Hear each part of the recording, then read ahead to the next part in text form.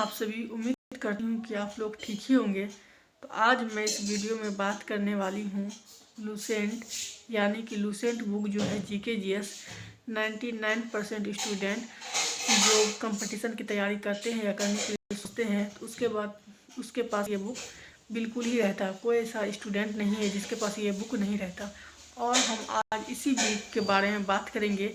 ये कंपटीशन के लिए इतना महत्व है कि नहीं है, इस बुक से क्वेश्चन आते हैं या नहीं आते हैं, इस बुक को कैसे पढ़ें, कितने दिन में पढ़ें, सब कुछ बताएंगे। तो इस वीडियो में सब कुछ बताएंगे, बुक को पढ़ने का तरीका और मैंने इसे कैसे पढ़ा और मैंने कितनी बार पढ़ा। तो चलिए बताती हूँ। क्योंकि जैसा कि आप लोग देख रहे हैं बिहार में लगातार अभी बिहार में जैसा कि आप लोग देख रहे हैं लगातार कि एग्ज़ाम पर एग्ज़ाम आया जा रहा, तो आप लोगों के लिए तैयारी करना बिल्कुल ज़रूरी हो जाता, बहुत ही ज़्यादा ज़रूरी हो जाता। जैसे कि आप लोग जानते हैं कि लूसेंट बुक जो है बहुत ही इम्पोर्टेंट बुक है, पतली बुक है लेकिन बहुत इम्पोर्टेंट बुक है। उस बुक को ये बुक जो है लूसेंट, इसी मैं कब और देख रहे हैं कि मैं इसका हालत कितना ख़राब कर दी है, क्योंकि मैं नया बुक मिली हूँ। तो ये बुक इतनी सी है मोटी साड़ी। ये बुक को मैं अब तक मैं कम से कम 50 बार पढ़ चुकी हूँ, क्योंकि मैं इस बुक को बहुत बार पढ़ चुकी हूँ, बहुत बार कि मैं बता नहीं सकती इस बुक को मैंने कितनी बार पढ़ा है और मैं किस तरह से पढ़ती हूँ ताकि मुझे इस बुक से सारा क्वेश्चन मुझे याद रहता है। कैसे रहता तो मैं आप लोगों को बताऊँगी। ये लूसेंट बुक जो है इसमें 350 पेज है लगभग, यानी कि 50 पेज जो आता है वो मिसलेनियस में आता है और यानी कि 300 पेज है जिसमें आपको पूरा cover history geography polity economics सारा कुछ इसमें कवर रहता है मात्र एक सिंगल बुक में। तो इस बुक को आप कैसे पढ़ते हैं कि लेकिन बुक कोई नहीं पढ़ पाता है जल्दी। बहुत सारे स्टूडेंट ऑनेस्टली बोले तो बहुत सारे कभी स्टूडेंट इस बुक को पढ़ पाते होंगे जिसका रिजल्ट हो जाता है, लेकिन ये बुक जो है कि खासियत ये है कि ये बुक बहुत अच्छी है। तो इस बुक को आपको पढ़ना कितना है तो 10 पेज इसे डेली पढ़ना, यानी कि रोज़ आना पढ़ना। जैसे आप सुबह में उठे तो ये 30 दिन में कंप्लीट हो जाएगा। लूसेंट बुक जो है 30 दिन में कंप्लीट आपको हो जाएगा। जैसे आप सुबह उठे 10 पेज पढ़ लिए और उसको फिर से लूसेंट एक ऑब्जेक्टिव बुक आता है लूसेंट का ही होता है। आप इसको 10 पेज पढ़ें और उसका ऑब्जेक्टिव लगा लें, फिर आप 10 पेज पढ़ें उसका ऑब्जेक्टिव लगा लें। इसी तरह से आप इसको 30 दिन तक लगातार करेंगे, कब ये बुक आपको कंप्लीट हो जाएगा आपको पता भी नहीं चलेगा और ये पूरा आपको याद तो नहीं होगा, लेकिन 60% तो आपके माइंड में चला जाएगा। फिर आप उसका दूसरा बार रिवीजन करें, तीसरा बार रिवीजन करें। ऐसे आपको करते करते आप 2-3 बार जहाँ इसको अच्छी तरीक़ा से कर लेते हैं तो ये बुक आपको पूरा माइंड में आ जाएगा। आप कोई सा भी एग्ज़ाम देते हैं, जैसे हो गया बिहार पुलिस, बिहार दरोगा, अभी सामने में इंटर लेवल एसएससी है, बिहार एसएससी, फिर सचिवालय सहायक यानी कि एसएससी सीजीएल आने वाला है, रेलवे का एग्ज़ाम हो, सेंट्रल एसएससी हो, कोई भी एग्ज़ाम हो, उस एग्ज़ाम के लिए लूसेंट बहुत ही इम्पोर्टेंट बुक है।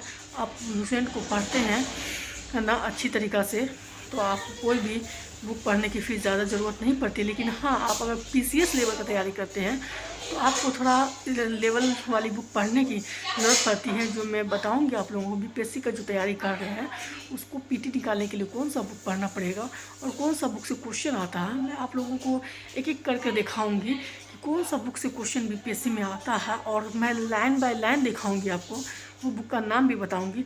अगर आप लोग चाहते हैं कि मैं वीडियो बनाऊं तो आप लोग कमेंट नीचे ज़रूर करना, मैं उस बुक के बारे में सारा कुछ बताऊंगी। और चलिए अब ना ज़्यादा बात करते हुए मैं इसके बारे में बात करती हूँ। लूसेंट के दरोगा में लूसेंट का 50 से 55 क्वेश्चन आता है, जिससे कि 20 क्वेश्चन तो करंट ही रहता है, 20 क्वेश्चन 25 क्वेश्चन 5 क्वेश्चन मैथ रहता है, यानी कि 70-75 क्वेश्चन है, 50-55 क्वेश्चन डायरेक्ट लूसेंट से देखने मिलता है। बाकी आप सेट मारिए या फिर आप कोई बुक पढ़िए ऑथेंटिक बुक या फिर एनसीईआरटी, बहुत सारे सर या टीचर बताते हैं कि एनसीईआरटी पढ़ ले, लेकिन मेरा पर्सनल ओपिनियन है कि एनसीईआरटी स्टूडेंट नहीं पढ़ पाते हैं जो मतलब अदर कंपटीशन की तैयारी करते हैं, क्योंकि मैं भी एक स्टूडेंट हूँ, मैं जानती हूँ कि स्टूडेंट नहीं पढ़ पाते हैं।